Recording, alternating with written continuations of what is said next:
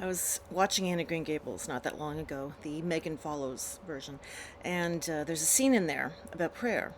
Anna's never prayed. She doesn't know what it's about. She's angry at God for having red hair and the way her life has turned out. And so she asks Marilla, "How do you do it?" Because this is something that Marilla expects of someone living in her house. So Marilla tells us, well, you approach God, thank him for his blessings, and humbly ask her what you want. And being a young teenager, she glibs over something that she's thankful for and immediately rushes into what she wants. That's often how we view prayer. That it's basically a letter to Santa Claus. That we have this long laundry list of things that we expect, and there's some people who think that if we don't receive those things, then it is a statement about God's existence or uh, God not feeling we're worthy of getting whatever it is that we want. But I want to take us back a little bit, like about 2,000 years, back to the time when Jesus would have been talking to this. So we set the scene. We're often told in church, this is the prayer Jesus told us to pray. But that's not accurate. If you look at the language, it says pray in this manner or pray like this. And I remember I was a teenager the first time that was brought to my attention, and I thought, oh, that's interesting, because that changes things completely. Pray in this manner means I'm just going to give you an idea. Now, for context, Jesus was a traveling educator, traveling preacher. He had followers around, disciples around, like so many others. Jesus was just one of many. He was not the only one walking around the countryside at that point in time, gathering disciples and teaching them. And those who were in a philosophical or a spiritual relationship would ask their master, tell us what to say. What are your prayers? And they would tell them. It would be very, very specific. And they would recite that. So when Jesus' followers asked him, tell us how to do this, it wouldn't have been a cultural surprise. It would have been right in line, and probably Jesus remembering, yes, again, they don't get it, that this is something different, but whatever. So Jesus says, pray in this manner. And when as a teenager, when I heard that, I thought, wow, that really, I'm going to have to work on that. That's something I have to think a little bit more about. But if you look at the Lord's Prayer, which we get a pocketed version, it's not the longest version, but we get a pocketed version of it in this passage. The very first thing it talks about is give us bread. After all the welcoming and the oohs and ahs, it's give us our daily bread, feed us, take care of each other. It's one of the first things that we're to bring to God in prayer. Feed each other, take care of each other, the basics, the things that we need to survive.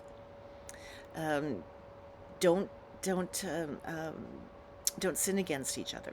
I haven't got the prayer the entire words in front of me, but it goes down like don't have temptation, don't lead us into temptation, don't make us vulnerable. Not God, don't actually take us by the hand and lead us into some place we're not supposed to be and then punish us afterwards because we've been bad doobies. That's not what it is at all. But all the things in the world, like lust and greed and guilt and all of those things, seven deadlies, if you will, don't help us avoid that. Don't put us in a situation where we feel like we're drawn into it. All of these, every part of this prayer is how do we live better with our neighbors? Sometimes I've heard prayers and they've basically devolved into news reports, which isn't always a bad thing. I mean, Desmond Tutu looked at the newspaper and called that his prayer list. It's worthy, but we forget the prayer is ultimately a conversation. It's a relationship between us and the divine. One of the unique things about the Hebrew understanding of God was that they were close, that they were God's people, that God made an effort with them. God didn't toy with them like the gods of other traditions around them. It's kind of interesting to compare the prayer traditions that were in Mesopotamia and Persia and a few other places at the time. They would have these long, theatric, almost Shakespearean um, greetings and God, you're so wonderful, and you do this and you do this, and you're just majestic, and I'm so grateful to be in your presence. And they go on and on and on.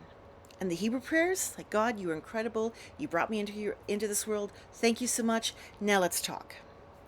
There's that personal connection that we're encouraged to have, that Jesus told his friends to have. Even Jesus in his opening of this prayer, he taught them to use as a platform, as a formula. The addressing of God is very limited, very basic. Like, God, I know you're important to my life.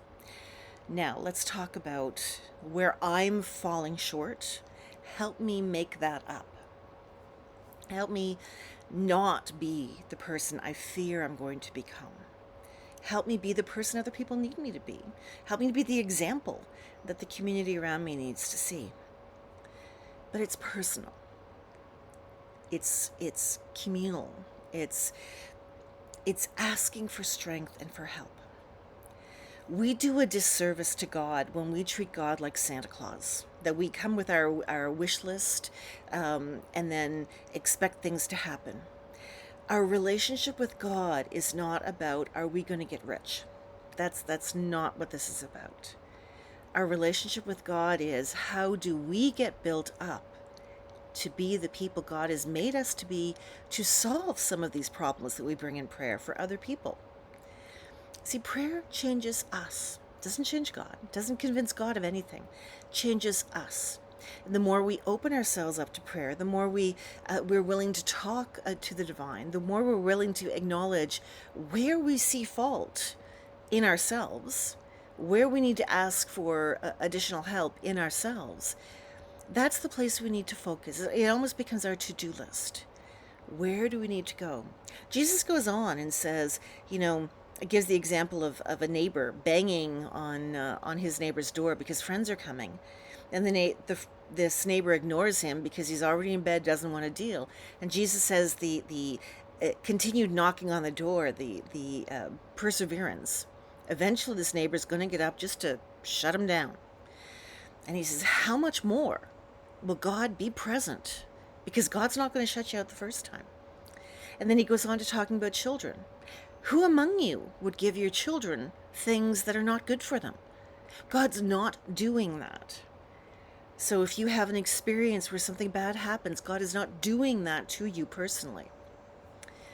It's relationship. How we bring ourselves to God. I'm going to counter Marilla for a while. We don't have to humbly ask.